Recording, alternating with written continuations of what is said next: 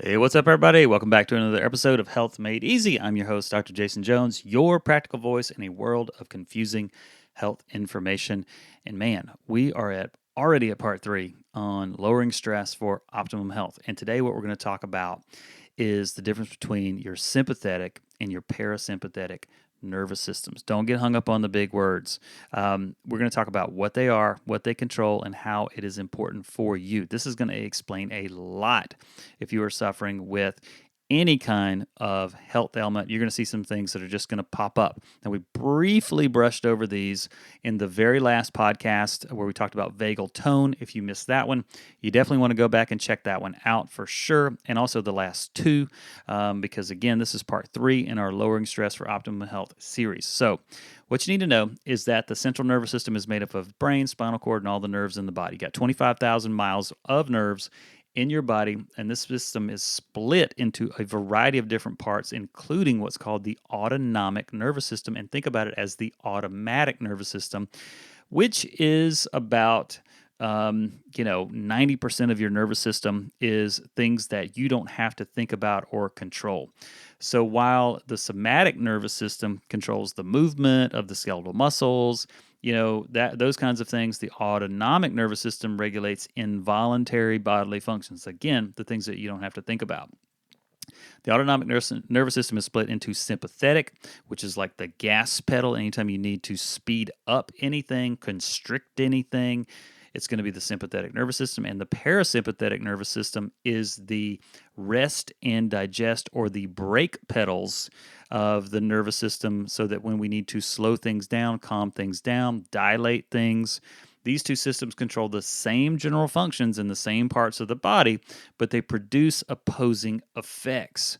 Now, both the sympathetic and parasympathetic nervous systems produce involuntary responses to various stimuli. So, whatever you're exposed to, whatever you're stimulated by, you're going to get a different response from each one of these parts of the nervous system. Now, what you need to understand is that the function of each of these systems and what they need to actually function properly.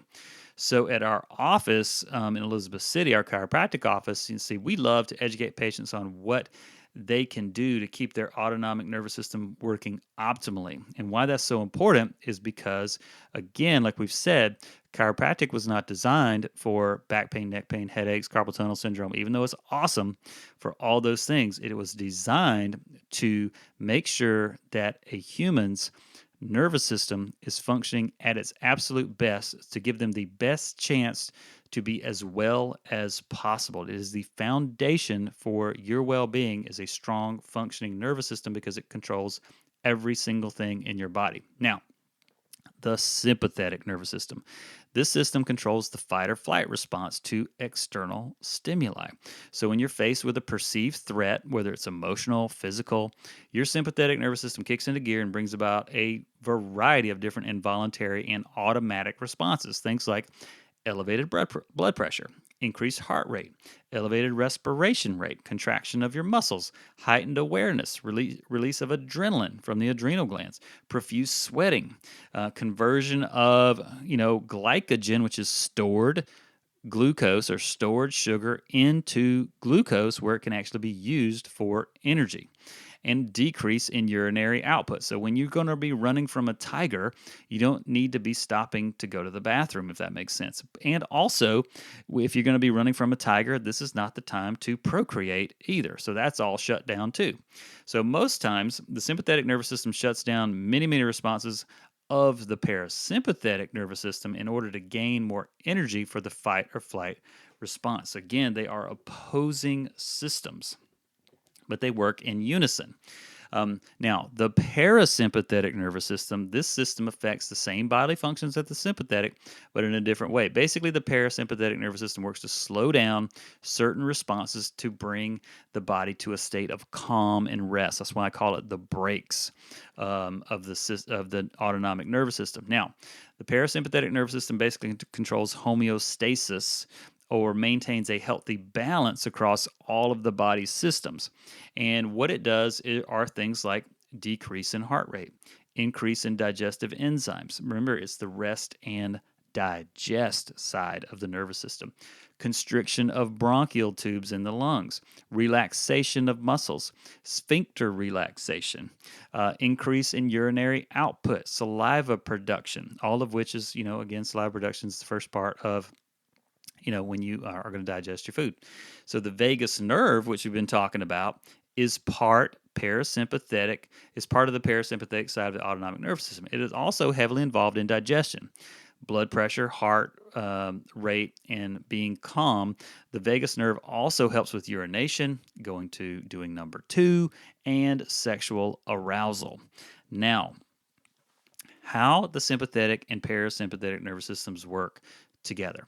So the sympathetic is the faster side. It moves things along very short pathways. Once it's activated, it stimulates the adrenal gland to release hormones and chemical receptors in the bloodstream. This activates the target glands and muscles. And once perceived danger is no more, the parasympathetic nervous system takes over to counterbalance all of the effects that the sympathetic nervous system did. Both the sympathetic and the parasympathetic nervous systems are vital for our health and survival. However, there must always be a balance between the two of these for our bodies to stay healthy and perform. And I'm going to put it on pause right here for 1 second just to say this.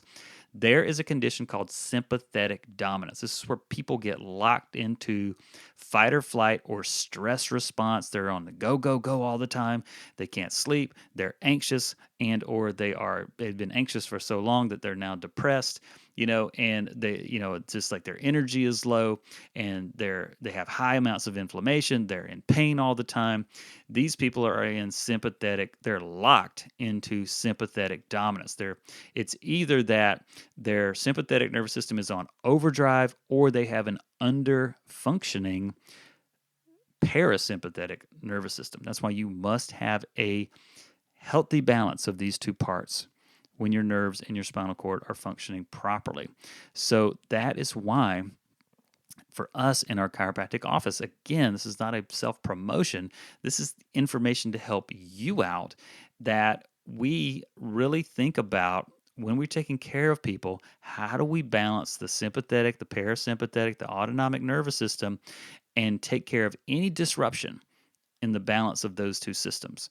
Because that now allows your body to respond appropriately to any kind of stimuli and maintain a proper balance so that you can achieve the level of health that you want. And once you get that balanced out, then when you start stacking good habits on top of that, then you can take your health to levels that you have never even dreamed of before.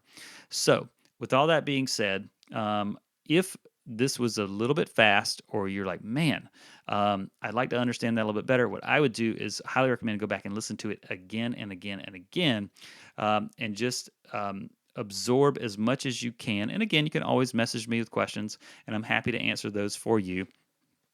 But again, this is Dr. Jason Jones signing out. We'll see you guys on the next podcast. See you later. Bye-bye.